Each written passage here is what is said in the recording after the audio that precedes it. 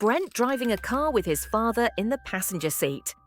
During the ride, Brent and his father are talking. Suddenly, a blood-covered boy runs in front of their car. They swerve to avoid him, crashing into a tree but saving his life. Tragically, the accident kills Brent's father. 6 months later, Brent is struggling with depression and is unable to cope with his father's death. He has turned to self-harm, blaming himself for the accident. As a coping mechanism, Brent wears a necklace with a razor blade, which he uses to cut his hand as a form of self-punishment. At school, a quiet girl named Lola Stone asks Brent to the prom. However, Brent politely declines, explaining he is already going with his girlfriend Holly. Later, Brent is with Holly, and he tells her about Lola's invitation. He explains that a girl named Lola Stone asked him to the prom. When he gets home, his mother asks how he's getting to the prom. He says he'll go in Holly's car, but his mother forbids it, suggesting he take a hired car instead. She insists a professional driver is safer, still traumatized by the accident that killed her husband. She blames Brent for his father's death. Feeling trapped by his mother's rules, Brent is now forbidden from even being in a car. Upset, Brent leaves with his dog and goes to a cliff, intending to commit suicide. But he can't go through with it. Instead, he sits and listens to music. His mother calls, and as he's about to answer, someone attacks him from behind, knocking him unconscious. His attacker puts him in a pickup truck and drives away. Meanwhile, Brent's mother arrives at the cliff. She knew he would be there, but after a thorough search, she can't find him. Meanwhile, Holly, ready for the prom, arrives at Brent's house to pick him up. Just as she knocks on the door, Brent's mother returns. She immediately asks, "Where is Brent?" But Holly doesn't know either. His mother calls their neighbor, Paul, who is a police officer. She tells him Brent is missing, but he doesn't take it seriously at first, as Brent often wanders off. He takes it seriously when she tells him their dog has also been attacked. Their dog has been violently beaten. Holly rushes it to the vet, but it dies on the way. We then see the same pickup truck that was used to kidnap Brent. The driver stops to pick up a dead animal from the road. The truck stops at a house, and we see that Lola Stone and her father are inside. They are Brent's kidnappers. In her room, Lola's father, Eric, brings her a prom dress. She changes into the dress in front of her father, who stares at her uncomfortably. When Brent regains consciousness, he's tied to a chair and wearing a tuxedo. Lola and her father are sitting in front of him. There's another woman there, Brettise, who has a strange lobotomy scar on her forehead. Brent tries to escape, but he's tied too tightly. They've decorated the house for their own private prom. Lola kidnapped Brent to be her prom date after he rejected her. She injects a syringe full of bleach into Brent's vocal cords. This damages them, making it impossible for him to scream.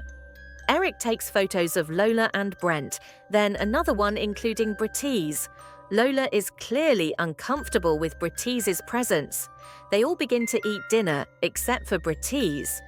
Lola tries to forcefully feed Brettise, making it clear she isn't her mother, but another captive, just like Brent. Next, she moves to Brent and tries to force-feed him chicken. Brent keeps his mouth shut. Lola then says, "It's finger-licking good," quoting the KFC slogan. Brent doesn't respond, so Eric gets a hammer. Lola asks him a question, and Eric slams the hammer on the table, forcing Brent to respond. Brent nods in response. She then demands that he lick her fingers. With her father sitting opposite him with the hammer, Brent has no choice but to obey. Brent says he needs the toilet, but Lola hands him an empty glass and tells him to use that. He didn't really need to go, he was just looking for a chance to escape. Eric brings a hammer and nail close to Brent, confessing he used them to kill his dog. He then threatens to nail Brent's feet to the floor if he doesn't urinate in the glass within 10 seconds. The father and daughter begin to count down, forcing Brent to comply. In defiance, Brent kicks Lola, knocking her over. He manages to free himself and tries to escape.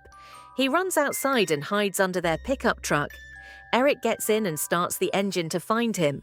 He spots Brent as he reverses and then frantically drives after him. Brent quickly climbs a tree and the truck crashes into it. Lola arrives and she and her father start throwing stones at Brent. A stone hits Brent in the head, knocking him unconscious and causing him to fall from the tree. They carry him back inside and pin his feet to the floor with knives to keep him from escaping again. Meanwhile, Pole is at the cliff searching for Brent. He doesn't find him, but he discovers his cell phone and headphones. He gives them to Holly and Brent's mother. Back at the house, Lola shows Brent a scrapbook. It reveals this isn't the first time she has done something like this. Her deranged father has been kidnapping boys for her for years. She plays with them for a while before killing them. It's clear that even if Brent had agreed to go to the prom with her, his fate would have been the same. She points to a boy in the scrapbook named Timmy Valentine, explaining that he is the only one who ever escaped. He was the blood-covered boy who ran in front of Brent's car, causing the crash that killed his father. Brent realizes that the boy wasn't to blame for his father's death. It was this psychotic father and daughter. And Timmy Valentine is the son of the police officer, Pole. Brent is this year's victim in their scrapbook.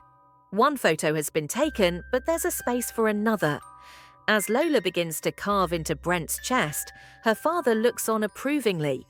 She carves a heart with the initials LS inside, something she's done to all her victims. The initials LS stand for Lola Stone. After she's finished, they pour salt into the wound, intensifying Brent's agony. Her father then announces the prom queen, crowning Lola. To celebrate, they force Brent to blow on a party whistle. Lola is crowned Queen of the Year. Eric takes their picture again. Now it's time for the dance.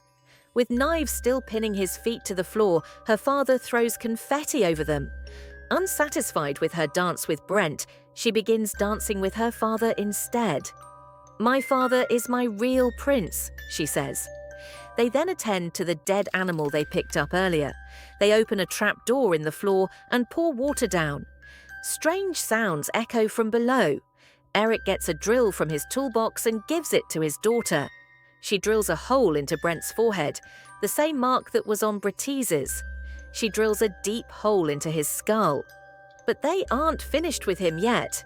She gets a kettle of boiling water, intending to pour it into the hole in Brent's head, which will destroy his brain, and leave him lobotomized, just like Brettise, before they throw him in the basement. There are many other victims down there. They are about to pour the water, but decide the hole is too small. As Eric tries to widen the hole, Brent attacks him with the razor blade he's been using to cut his restraints.